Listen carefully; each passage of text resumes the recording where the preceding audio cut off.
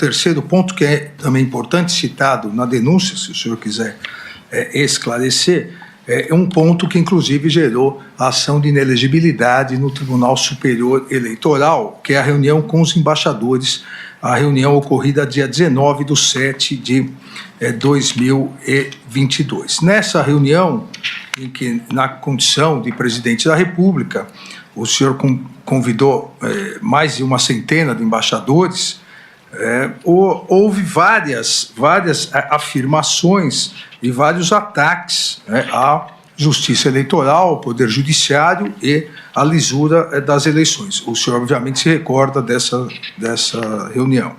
Eu vou citar alguns trechos aqui e o senhor fique à vontade se quiser esclarecer. Volta essa questão do inquérito, que, como eu disse, o inquérito não tem absolutamente nenhuma ligação com as urnas.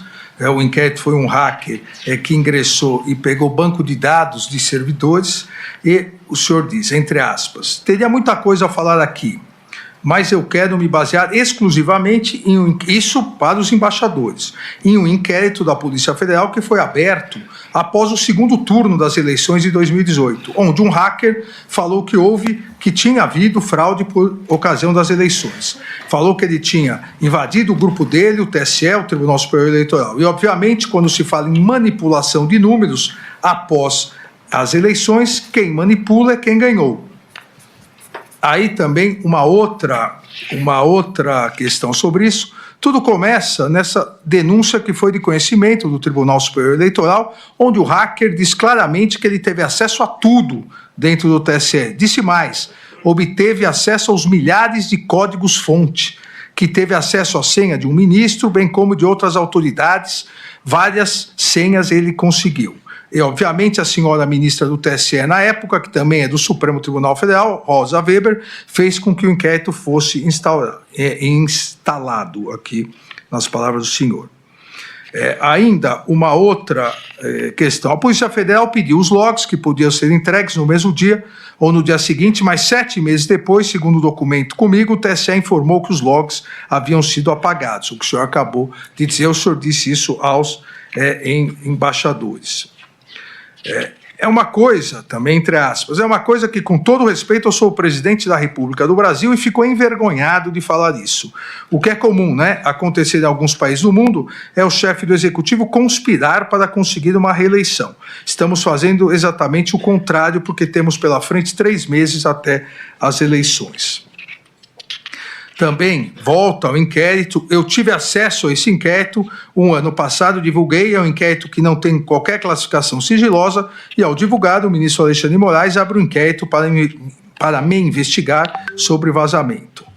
E ainda, o que nós temos aqui no Brasil é que quando se fala em eleições, elas têm que ser totalmente transparentes, coisa que não aconteceu em 2018.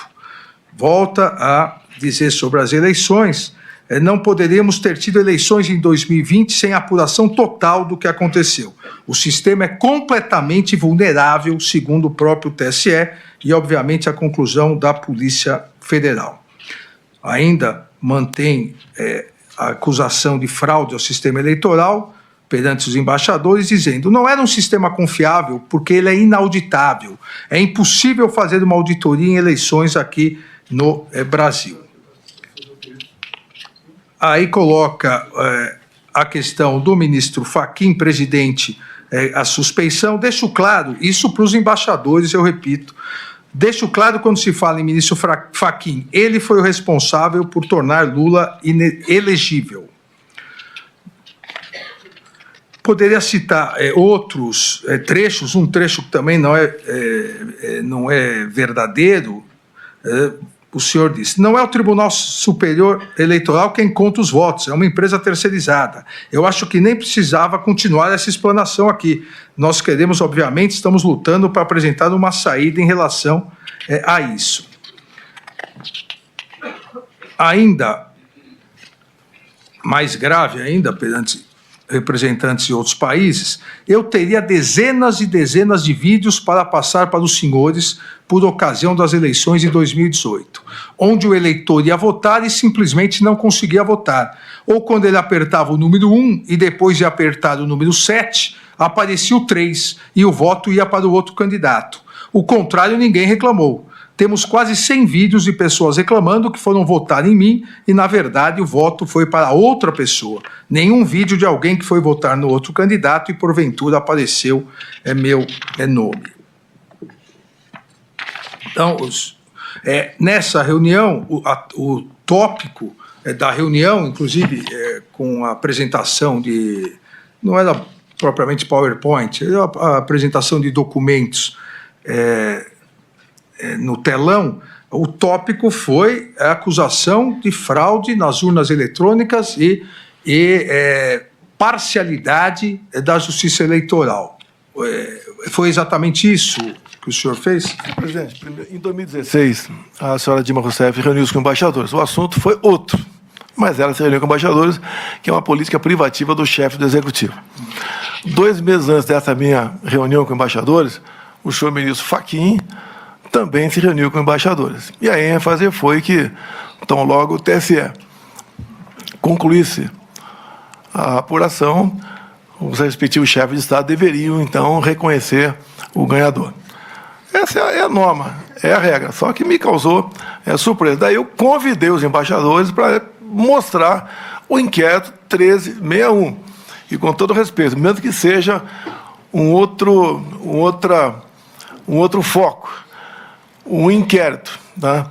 Após a minha conversa com embaixadores, no dia seguinte, ser classificado como confidencial, a gente fica um pouco surpreso com isso. E, obviamente, não foi de agora, não foi enquanto do então presidente Jair Bolsonaro. Desde 2012, no mínimo, eu sempre lutei pelo voto impresso. Nós estávamos na iminência de aprovar uma PEC dentro da Câmara dos Deputados que tratava do voto impresso. A autoria da deputada Bia Kiss, o relator, o deputado Felipe Barros.